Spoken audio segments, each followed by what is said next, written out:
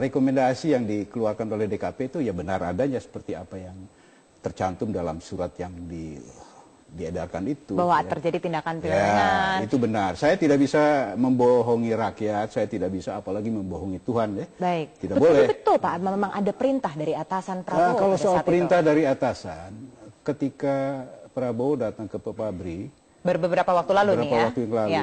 Di kamar saya, beliau menyampaikan bahwa apa yang dilakukannya waktu itu atas perintah. Saya bertanya, perintah siapa? Perintah Presiden Soeharto.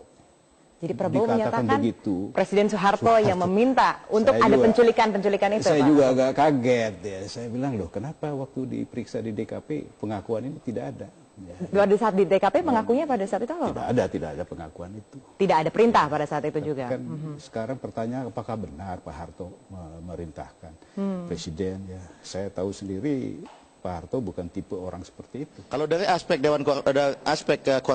kode kehormatan perwira, maka dia memang kesalahannya banyak sekali. Dia melakukan penculikan meskipun awalnya tidak diakui, tapi belakangan diakui, dan itu kan kesalahan yang sangat luar biasa. Dia menggunakan satuan Kopassus. Padahal Kopassus ini kan satuan elit yang dilatih dan sangat disegani oleh dunia. Malah kenapa digunakan untuk penculikan dengan pertimbangan yang tidak logis gitu. Katakanlah belakangan pada saat dalam persidangan itu dia katakan bahwa ini membahayakan, saya lupa istilahnya, tapi katakanlah membahayakan kehidupan berbangsa. Apa betul anak-anak seperti ini membahayakan kehidupan berbangsa? Dan apa memang harus diculik oleh Kopassus begitu ya? Itu pertimbangan kami yang utama, dan kami ke belakang melihat beberapa kasus lainnya. Dalam banyak kasus lainnya memang kami diidentifikasi memang Pak Prabowo ini udah sangat tidak disiplin ya. Dalam beberapa tugas misalnya mestinya satuan-satuan dia itu di BKU-kan.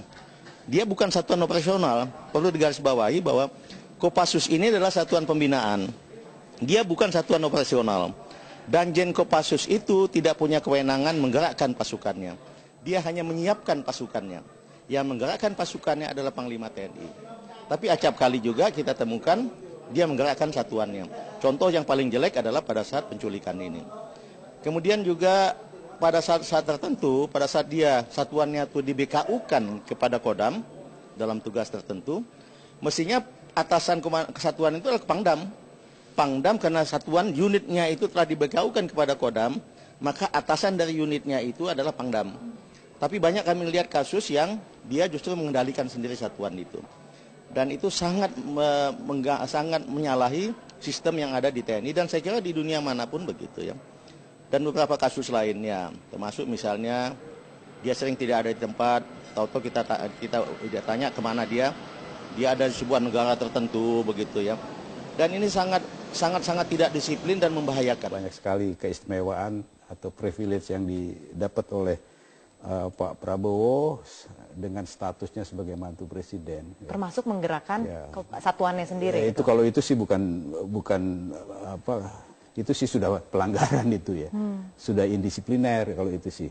Kalau seperti yang katakanlah ya seorang naik pangkat ini kan ya kadang-kadang 3 tahun sekali ya, tergantung apa yang telah reputasi yang dibuat tuh. Ini pernah kalau tidak salah tidak sampai 1,5 tahun 3 kali naik pangkat.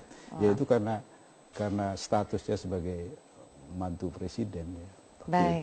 Itu yang tapi oke lah ya itu satu yang diterima atau yang dipunyai oleh dia. Ya. Tetapi sejauh bahwa tidak melakukan hal-hal yang di luar kewajaran sebagai seorang perwira tinggi, saya rasa itu mungkin bisa dimaklum. Tapi apa yang disampaikan Pak Faurodo itu semuanya seperti itu. Saya sendiri sebagai komandan waktu itu Danjen Kopassus ya, saya kena tegur sama Kasat deh. Kenapa tuh Pak? Kamu nih itu si Prabowo itu kalau keluar lapor nggak sama kamu gitu kan? Ya saya lindungi lah, saya bilang lapor Pak, mana berani dia nggak lapor, saya bilang gitu kan. Tapi Bapak konfront langsung nggak dengan Prabowo? Saya panggil, wo lu mau pergi kemana sih dia, wo? Pergi deh lu. Tapi lu lapor sama gua dong biar gua tahu lu di mana gitu. Itu memang agak repotnya ya seperti itu.